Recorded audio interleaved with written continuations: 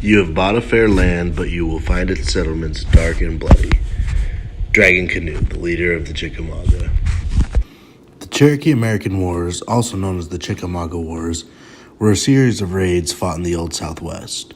The confrontations ranged from small disputes to bloody raging battles between American frontiersmen and the Cherokee tribes.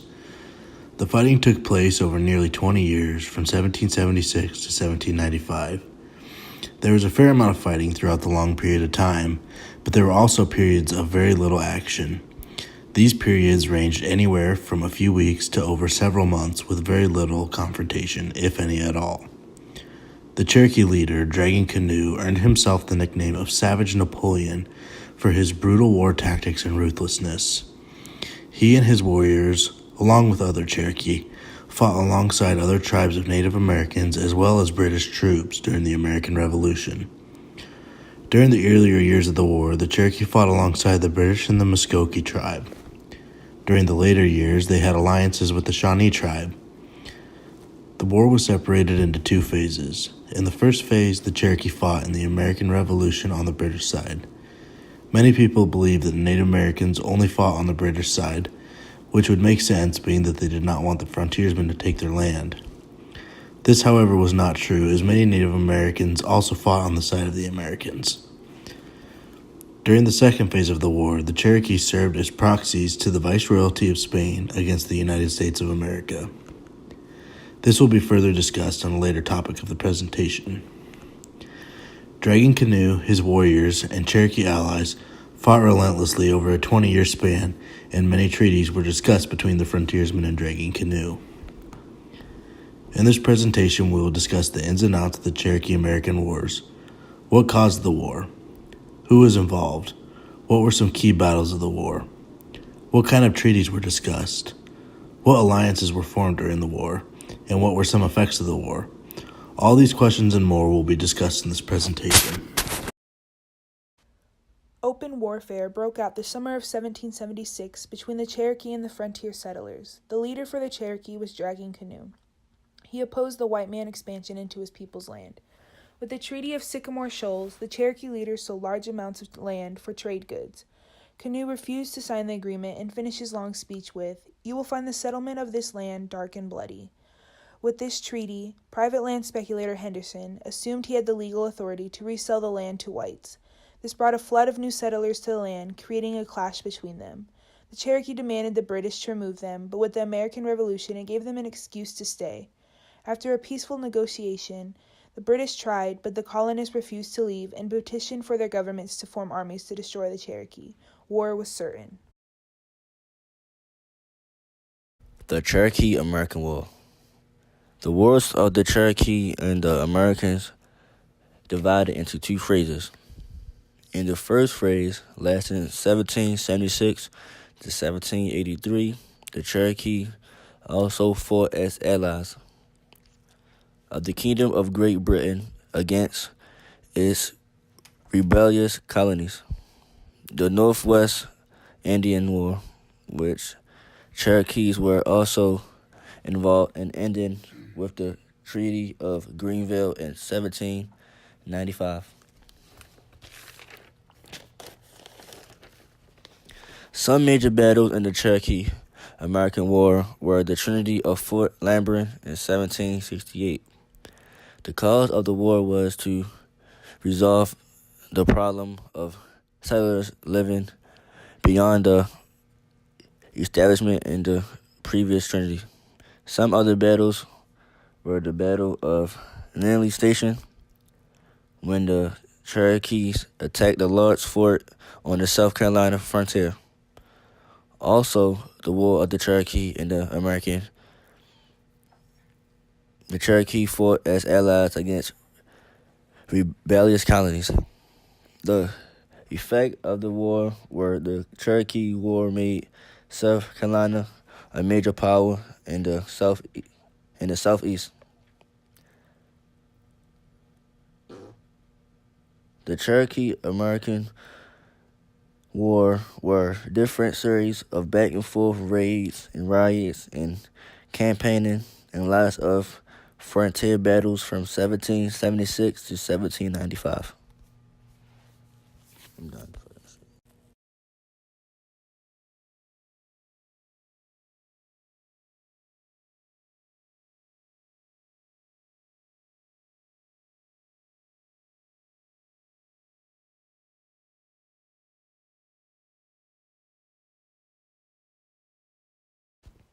In the first phase of the war, the Cherokee fought alongside the Kingdom of Great Britain against the rebellious colonies. Some other allies include runaway slaves, the Muskogee, Yuchi, Natchez, and the Shawnee. There were also a few Spanish, French, Irish, and Germans. The Band of Chickasaw also joined the coalition. Early July, Canoe and his assistant war chief set out on a 3-division deployment totaling more than 700 warriors. Canoe was mainly fighting the forts of the Holston River, while Abram and Raven led the other 2 divisions against settlements on the Watauga River and Carter's Valley. The Cherokees' plan was to sweep through the East Tennessee's Great Valley, but Nancy Ward gave the warning to the settlements. As Dragging Canoe and his warriors approached the first fort, they were ambushed. The settlers killed 13 Cherokee warriors. Dragging Canoe was shot through both thighs, but regrouped with his fighters and dispatched them to the Clinch and Powell valleys, killing 18 troops. By the late summer of 1776, Cherokee parties had overrun and torched the forts and blockhouses, as well as capturing or killing their horses, cattle, and dogs. This drove off most of the settlers to east of the mountains. This also had shown the whites that the Indians could stand their ground and fight back just as well. The success of the Cherokee prompted colonial governments to completely destroy the Cherokee Nation. Militias from the Carolinas, Georgia, and Virginia came together, forming an army of more than 7,000 soldiers. On August 1st, 100 of Leader Williamson's soldiers attacked the ancient Cherokee town of Seneca. While trying to ford the river, Canoe's men killed 5 soldiers and wounded 13 under heavy fire. He then drew his troops back into the Nawawi Pass, which was very narrow. Struggling to follow this trail, Williamson's men were ambushed, killing 17 and wounding 29. Throughout the fall, Canoe had fought many more battles despite being low on ammunition, but by October, the militia had destroyed most of the Cherokee's lower valley and middle towns. Only a few remained. The militia armies outnumbered the Cherokee, as well as having better ammunition and protection. In March of 1977, Canoe and his people decided to move farther south to continue the war, rather than rebuilding what they had lost. During the winter of 1776 through the winter of 1777, thousands of Cherokees, including children, relocated rather than accepting American dominance. They migrated to the modern-day region of Chattanooga, Tennessee. They were determined to continue the war at any cost, rebuilding the communities and establishing a permanent military footing. In the summer of 1778, Dragging Canoe led almost his entire army to the Georgia and South Carolina frontiers to help the British suppress the rebellious Americans. The Cherokee were so effective on these fronts that North Carolina and Virginia's governors decided to send an expedition against the new Cherokee towns. Canoe had received word about this plan, but assumed that the colonists didn't know the exact locations of the towns.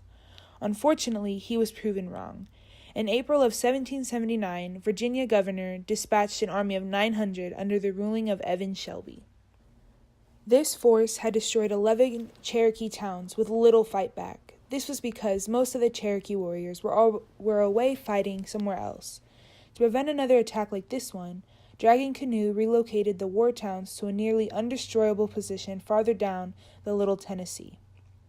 After this expedition, Canoe formed a complete blockade around the Little Tennessee, with warriors ready at any given moment to attack. If the warriors saw any craft near the town of Tuskegee, they sent a runner to warn the surrounding towns. Canoes full of warriors were stationed at different parts of the river, this being so if the voyagers survived the first attack, they faced more as they continued down the river.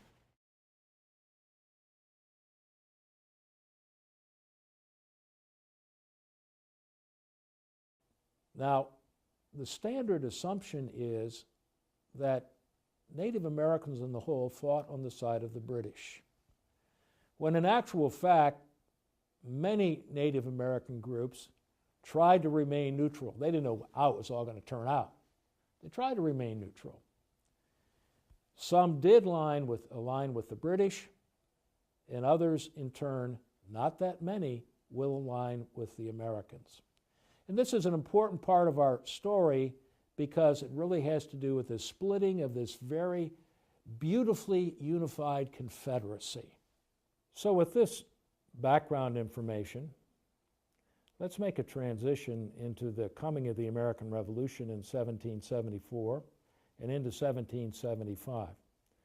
We all know that the war broke out at Lexington and Concord on the 19th of April in 1775. We know that the rebels were determined to resist what they viewed as British tyranny, and that the British were determined to maintain those colonies because those colonies were very valuable to the British. There is no doubt about that.